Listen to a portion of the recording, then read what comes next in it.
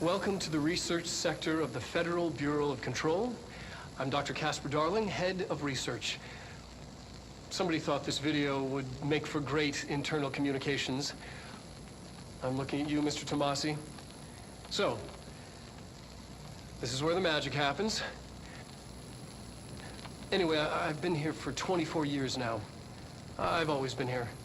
And through those years, we've made astonishing discoveries, authored studies of grave importance, and in all this work, there is one thing we know, and that's how little we truly know.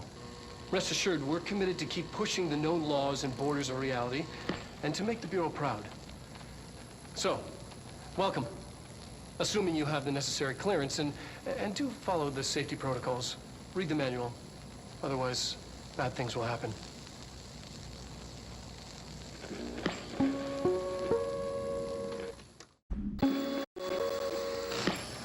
Objects of power can cause or be results of AWE's altered world events, intrusions upon the perceived reality. A side note, remember to cover their connection to the astral plane as well. Now, the service weapon is, of course, a prime example of an OOP, a very powerful one. Ingrained in the Bureau's DNA, a key component in our prime candidate program. Come out of that Russian roulette a winner, and you're it. Lose, and you're, well, fuck. Thank you. I'm Dr. Darling, head of research, Federal Bureau of Control.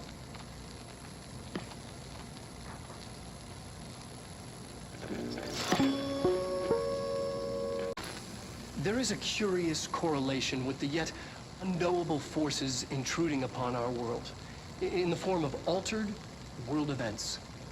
These forces gravitate toward archetypal objects, a gun, a television, a supposedly haunted house. So clearly humanity affects this process. Our collective unconscious is a map of sorts. We hold the key, but we don't know how to use it. We create these archetypes through everyday life, popular culture, urban legends, but we are observing and influencing a complicated system in action. We can change the likelihood of something being a receptacle for these forces just by thinking about it. But we haven't found a method to control the outcome. And yet, there is something unique in us, in our dreams, in the conceptual reality with power with our minds. What's the cause? And what's the effect? Are we the starting point or just a necessary evil in this?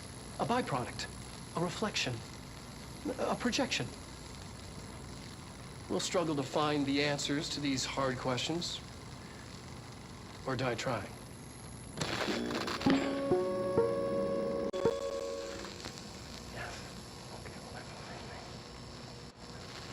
The astral plane. Similar to an iceberg, what you see is not what you always get.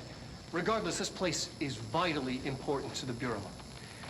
Most information on the astral plane is classified, but we can talk in broad strokes, keeping in mind that these are staggeringly complex systems, and simplification does them no justice. Now, the white non-space, the ever-present inverted black pyramid, the board, all linked, intrinsically tied to the oldest house, tied to the director, the process of choosing a director, tied to all objects of power in terms of who controls them. Yes.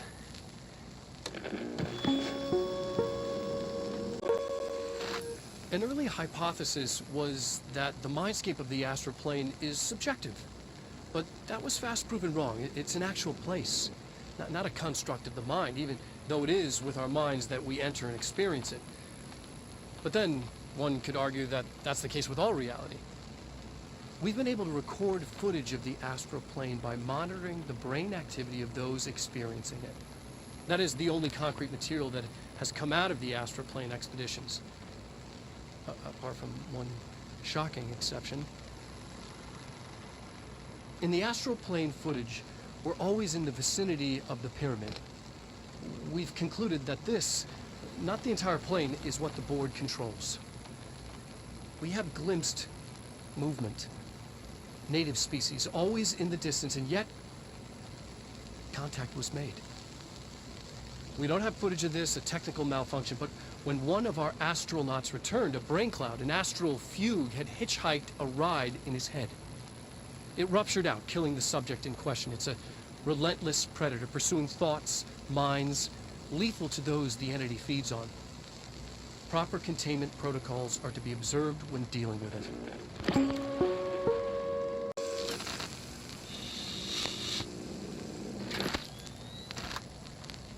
August 4th, 1964. We discovered the oldest house while investigating a suspected altered world event case in the New York City subway tunnels. The agents found their way up into the building. Once we became aware of it, it was there. For the rest of the population, it was hiding in plain sight, a slippery blind spot, seemingly discouraging observation. It's a place of power, an ongoing AWE of its own, seemingly adhering to its physical outer constraints and yet constantly breaking the known boundaries of reality. It's unstable, shifting. Note, for more details on control points and the research and process to stabilize and secure the core sectors, refer to a separate presentation. After extensive research and investigation, the Bureau made the building its headquarters on November 13th, 1968. The Federal Bureau of Control was never out in the open. This was always an obfuscated, classified top-secret operation. So imagine our surprise when the building's observation-resistant aspects began in some unquantifiable way to affect the Bureau as a whole.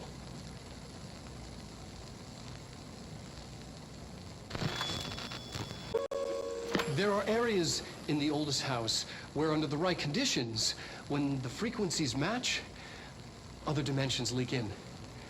We call these areas thresholds. The quarry is one of the more stable thresholds in the maintenance sector. That's where black rock comes from. Extra-dimensional matter. It has the unique property of blocking out a lot of frequencies. A good thing. It keeps things stable, contained. Think of it as paranatural lead. Our research involves many dangerous things we absolutely need to keep in check. That's what the Black Rock Line fire breaks are about. The panopticon container cells. Sorry to interrupt, sir, but I need the code for the quarry elevator. Oh, Emily. The codes. Black Rock 665. Neighbor of the Beast. Get it?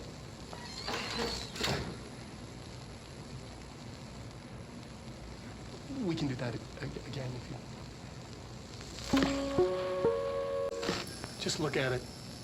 8 inches wide and capable of storing a whopping 80 kilobytes. Stolen by our friends at the CIA, the disk held the launch codes to Soviet nukes.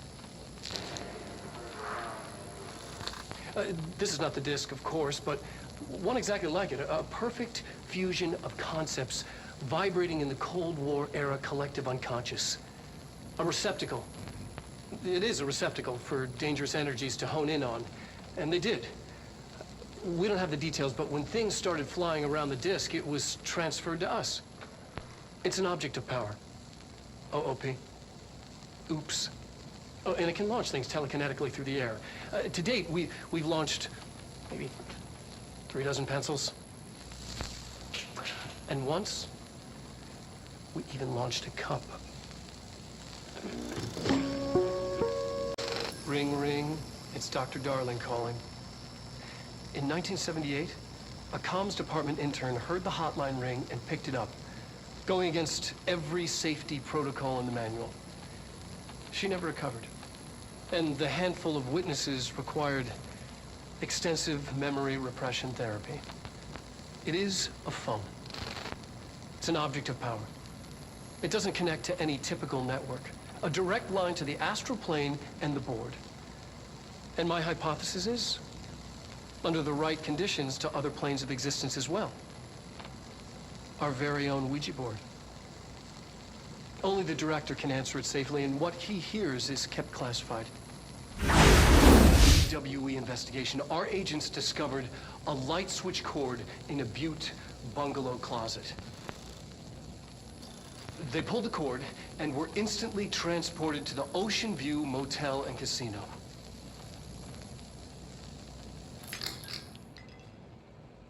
Dream like haze. Whoa. Inside, they found a door marked with an inverted black pyramid. And just like that, it led back to the oldest house, some 2,000 miles from Montana. Now we're finding the cord in increasing numbers throughout the Bureau. Somehow the two places, they became in tune to each other. The actual physical location of the Ocean View is a mystery. Stepping beyond its walls has so far proven impossible. A place of power, like the oldest house.